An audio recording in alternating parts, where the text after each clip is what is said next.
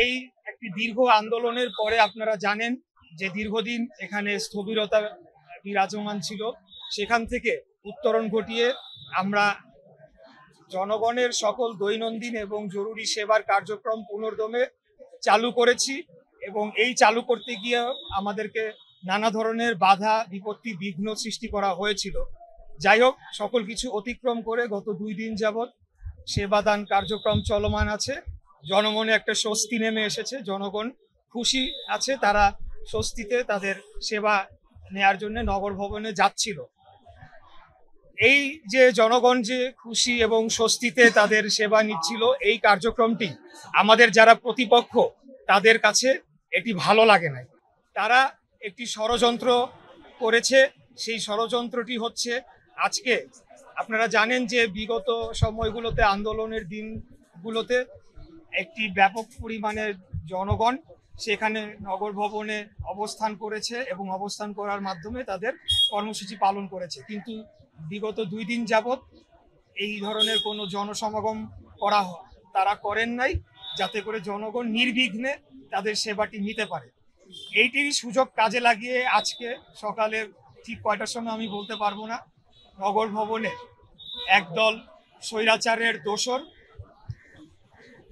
এবং নগর ভবনের দুর্নীতিবাজ কতিপয় কর্মকর্তার নেতৃত্বে বহিরাগত ভাড়াটে সন্ত্রাসীদেরকে নিয়ে আসে এবং তারা আমার নামে স্লোগান দিয়ে, তারা যারা এতদিন যাবৎ আন্দোলন করেছে, আন্দোলনের যারা অগ্রভাগে ছিল, যারা আন্দোলনের পরিচিত মুখ বলে আমরা যে জানি, তাদের উপরে হত্যার উদ্দেশ্যে হামলা করেছে এবং 3 জন এখন মুমূর্ষ অবস্থায় রয়েছে। 8-10 জনকে প্রাথমিক চিকিৎসা দিয়ে ছেড়ে দেওয়া হয়েছে। তারা স্ক্রুড্রাইভার, হাতুড়ি, দেশীয় অস্ত্রশস্ত্র এবং একজনের পকেটে পিস্তলও ছিল, কোমরে পিস্তলও ছিল, এবং একজনকে ছুরি দিয়ে আঘাত করে তার ফুসফুসে একটি ছিদ্র করে ফেলা হয়েছে। তার অবস্থা আশঙ্কাজনক, তার কি হবে আমরা জানি না। এটি করার মধ্য দিয়ে তারা এক ঢিলে 2 পাখি মারতে চেয়েছে। প্রথমত, তারা আমার নামে স্লোগান দিয়ে বা বিএনপির নামে স্লোগান দিয়ে যখন হামলা করে, তখন জনগণের মাঝে এটি দেখানোর চেষ্টা করে যে এটি বিএনপির দুটি গ্রুপের সংঘর্ষ। দ্বিতীয়ত, এই যে জনগণ সেবা নিতে আসছে স্বস্তিতে, তারা নগর ভবনে প্রবেশ করছে, সেটিকে বিঘ্ন ঘটিয়ে একটি ভীতিকর পরিবেশ সৃষ্টি করে পুরো দায়টাই আমাদের এই আন্দোলনকারী এবং বিএনপির যারা আমরা রাজনীতি করি তাদের উপরে চাপিয়ে দেওয়ার একটা চেষ্টা করা হয়েছে। এখন আমি এটার তীব্র নিন্দা এবং প্রতিবাদ জানালে আসলে এটা একটা গতানুগতিক বক্তব্য হয়ে যাবে।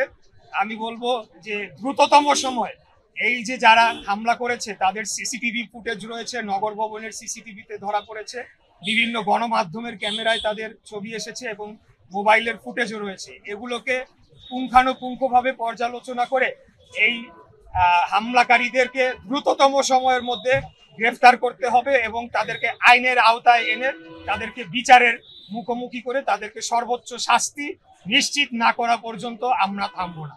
এই ষড়যন্ত্র পুরোটাই আমাদের এই আন্দোলনের উপরে হয়েছে, এই ষড়যন্ত্র গণতন্ত্রের উপরে হয়েছে, এই ষড়যন্ত্র বাংলাদেশের বৃহৎ রাজনৈতিক স্বার্থের পক্ষে যে আমরা নিরলসভাবে পরিশ্রম করে কাজ করে চলেছি, আগামী দিনে একটি সুষ্ঠু সঠিক জাতীয় নির্বাচন অনুষ্ঠানের জন্য আমরা যে আন্দোলনের মধ্য থেকে দাবি তুলেছি, দাবি জানিয়ে আসছি, সেগুলোকে ব্যাঘাত ঘটানোর জন্য এবং সেই গণতন্ত্রের উপরে একটা হুমকি প্রদান করার জন্যই এই হামলাটি করা হয়েছে। এই হামলার এই হামলার নেতৃত্ব দিয়েছে, আমি যারা আহত রয়েছে তাদের সাথে কথা বলেছি, গোলাম কিবরিয়া রুবেল নামে একজন কর্মকর্তা রয়েছে তিনি, এবং আরিফুজ্জামান প্রিন্স নামে আরেকজন কর্মচারী নগর ভবনের। এই 2 জন মূলত, এবং তাদের নেতৃত্বে কতিপয় স্বৈরাচারের দোসর হিসেবে যাদেরকে ইতিমধ্যে চিহ্নিত করা হয়েছে, যারা সাইদ খোকনের সময়, তাপসের সময়, ইতিপূর্বে আওয়ামী লীগের সময় সকল সুযোগ সুবিধা এই রুবেলের নেতৃত্বে ভোগ করেছে। তাদের নেতৃত্বে বহিরাগত প্রায় শতাধিক সন্ত্রাসী, তারা মুখোশধারী, তারা মুখোশ পরে এই অস্ত্রশস্ত্র নিয়ে হামলা চালায় এবং এই রকমের একটি নাটক তারা রচনা করে, যেখানে আমাদের দলীয় স্লোগান ব্যবহার করে। আপনারা একটা জিনিস লক্ষ্য করবেন, এই আন্দোলনটা কিন্তু বিএনপির ব্যানারের কোনো আন্দোলন হচ্ছিল না, এখানে ঢাকা নগরবাসীর ব্যানারে আন্দোলন হচ্ছিল এবং এখানে দলীয় স্লোগানও সেভাবে দেওয়া হচ্ছিল না। অতএব পুরো জিনিসটাই আমাদের দলের বিরুদ্ধে ষড়যন্ত্র এবং আমাদের এই আন্দোলনের বিরুদ্ধে ষড়যন্ত্র, এবং আগামীতে আমরা যে গণতন্ত্র পুনরুদ্ধারের জন্য যে কার্যক্রম চালিয়ে যাচ্ছি সেটার বিরুদ্ধে একটা বিশাল ষড়যন্ত্র বলে আমরা মনে করছি। এবং আমরা বলতে চাই, এখানে আমাদের দমে যাওয়ার কোনো সুযোগ নাই, এখানে পেছনে হটে যাওয়ার কোনো সুযোগ নাই। আমরা বলছি না যে আমরা এখান থেকে আবার আন্দোলন শুরু করে দিব বা আন্দোলন করে আমরা সবকিছু স্থবির করে দিব, সেটা বলছি না। আপনারা নির্ভয়ে নির্বিঘ্নে নগর ভবনে আসবেন বা আপনাদের অন্যান্য আঞ্চলিক কার্যালয়ে আপনারা যাবেন। আপনাদের প্রয়োজনীয় সেবা নিশ্চিত করার দায়িত্ব বাংলাদেশের জনগণের ট্যাক্সের টাকায় কর্মরত এই সকল কর্মচারী যারা রয়েছে, এবং আপনাদের নিরাপত্তা নিশ্চিত করার জন্য আমরা যেরকম জনগণ হিসেবে মাঠে রয়েছি, পাশাপাশি আইন শৃঙ্খলা রক্ষাকারী বাহিনীকেও জোরালোভাবে আহ্বান জানাবো যে আপনারা এদেরকে গ্রেফতার করে একটি দৃষ্টান্তমূলক শাস্তি নিশ্চিত করার মাধ্যমে আবারও একটা, এই যে মব কালচার শুরু হয়েছে, যখন তখন একটা মব নিয়ে এসে হামলা করে একটা ভীতিকর পরিস্থিতি তৈরি করা হচ্ছে, সেটির থেকে যাতে আমরা উত্তরণ ঘটিয়ে বাংলাদেশকে স্থিতিশীল এবং একটা সিকিউরড রাষ্ট্রে পরিণত করতে পারি, এটাই আমাদের আজকের দাবি। দেখেন, একটা রাজনৈতিক সৌহার্দ্যপূর্ণ পরিবেশ বজায় রাখার জন্য দীর্ঘদিন যাবত আমরা চেষ্টা করে চলেছি।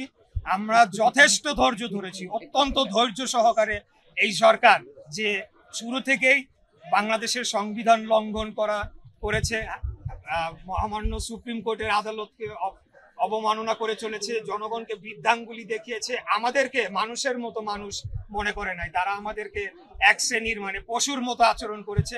তারপরেও আমরা সৌহার্দ্যপূর্ণ রাজনীতি বজায় রাখার জন্য কোনোদিনও ব্যক্তিগতভাবে আক্রমণ করি নাই, যতটুকু না বললেই নয় প্রয়োজন ততটুকু আমরা বলেছি।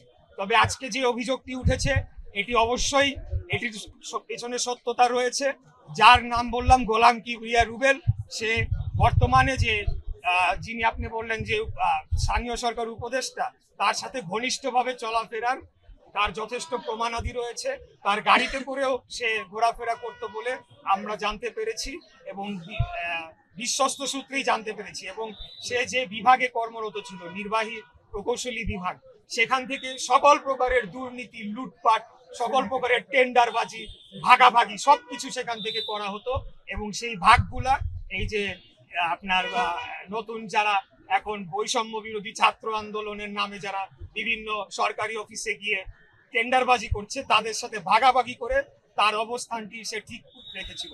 অতএব এখানে একটা যোগসূত্র অবশ্যই খুঁজে পাওয়ার বিষয় রয়েছে বলে আমি মনে করি আইন শৃঙ্খলা রক্ষাকারী বাহিনী এই রুবেল, তারপরে আরিফুজ্জামান প্রিন্স, এরপরে সাথে আরো যারা ছিল তাদেরকে অবিলম্বে গ্রেফতার করে তাদেরকে যদি যথাযথভাবে জিজ্ঞাসাবাদ করে, তাদের কার্যক্রম তারা যেটি করেছে তাদের মোবাইল ফোন চেক করে এবং তাদের অন্যান্য কার্যক্রম যদি তদন্ত করা হয়, তাহলে এই আপনি যে অভিযোগটি তুললেন যে স্থানীয় সরকার উপদেষ্টার সাথে যোগসাজশ, সেটি বেরিয়ে আসার সম্ভাবনা রয়েছে বলে আমি মনে করি। দেখেন, আমি আগেই শুরুতেই বলেছি যে এই আজকের ঘটনাটি সম্পূর্ণ পরিকল্পিতভাবে ঘটানো হয়েছে। যখনই আমরা একটা স্বস্তির আমেজ তৈরি করতে পারলাম নগরবাসীর জন্য, তখনই কিন্তু এই পরিকল্পিতভাবে ঘটনাটি ঘটানো হয়।